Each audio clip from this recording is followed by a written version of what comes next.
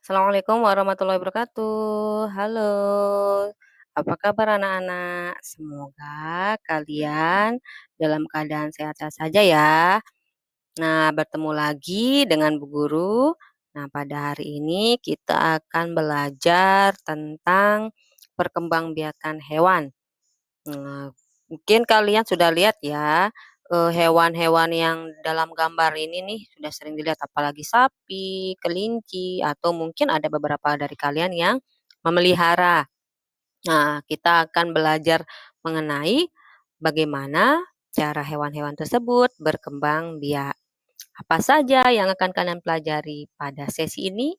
Yang pertama, kalian akan belajar bagaimana cara membandingkan perkembangbiakan hewan dan tumbuhan. Tapi yang kita bahas perkembangbiakan hewan ya. Yang kedua, kalian akan belajar untuk mengelompokkan atau mengklasifikasi hewan berdasarkan cara perkembangbiakannya. Apakah dia secara ovipar atau vivipar, serta manfaatnya ya. Nah, sebelumnya Bu Guru tanya dulu nih, kalian pernah lihat gambar hewan ini enggak? Tentu ya. Nah, menurut kalian apa sih manfaat hewan ini? Ya, apa ciri-cirinya hewan tersebut? Nah, bagaimana cara hewan tersebut berkembang biak? Nah, bagi kalian yang masih belum tahu, nah simak dulu ya materi ini nanti di akhir materi nanti akan Ibu tanyakan kembali.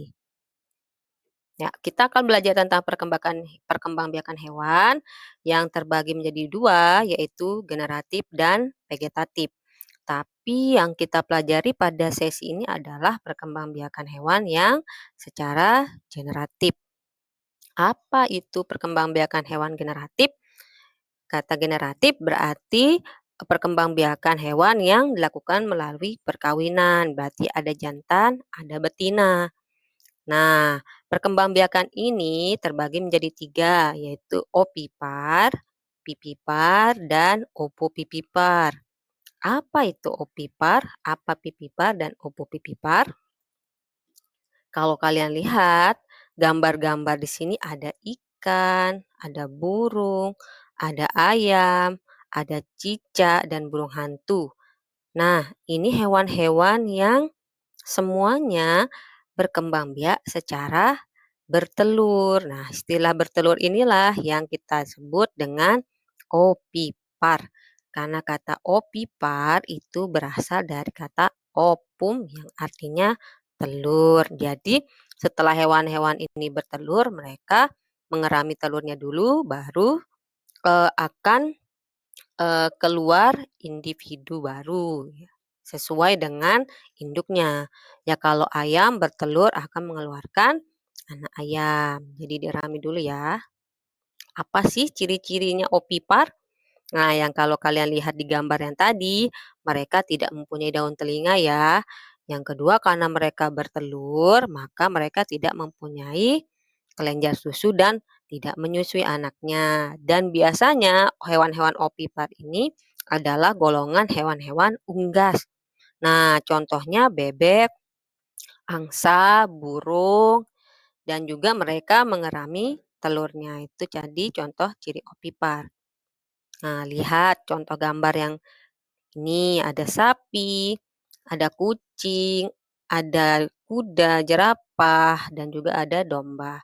Hewan-hewan ini adalah hewan yang berkembang biak dengan melahirkan atau beranak yang kita kenal dengan kata pipipar. Jadi pipipar itu adalah melahirkan atau beranak.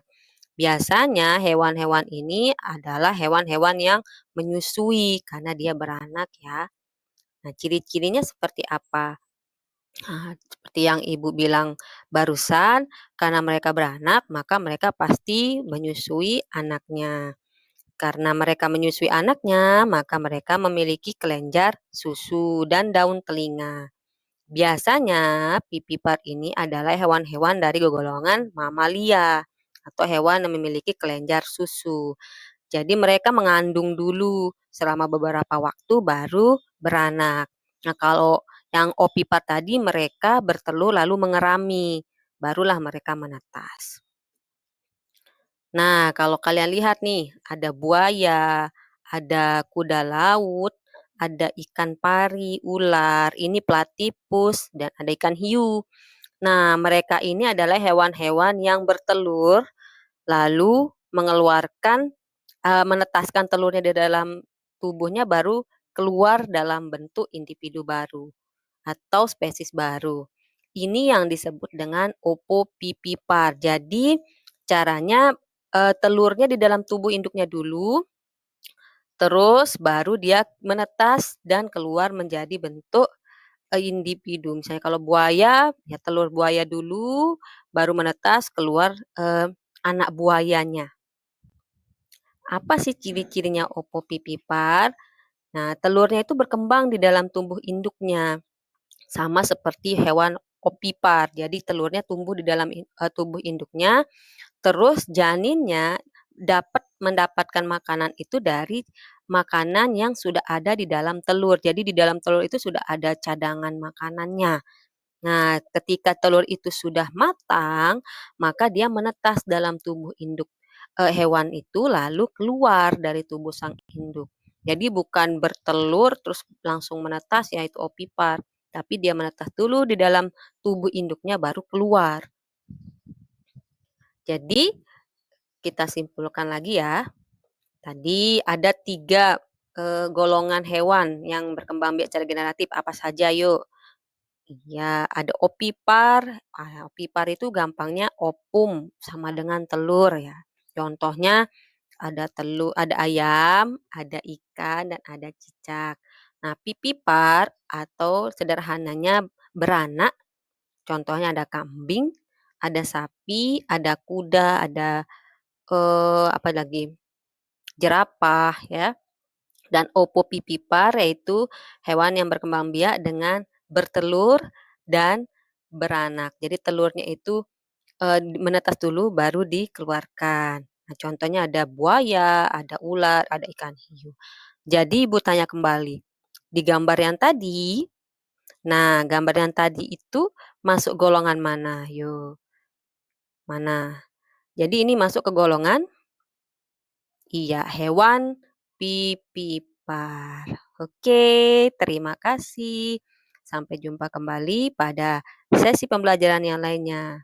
Assalamualaikum warahmatullahi wabarakatuh. Tetap semangat.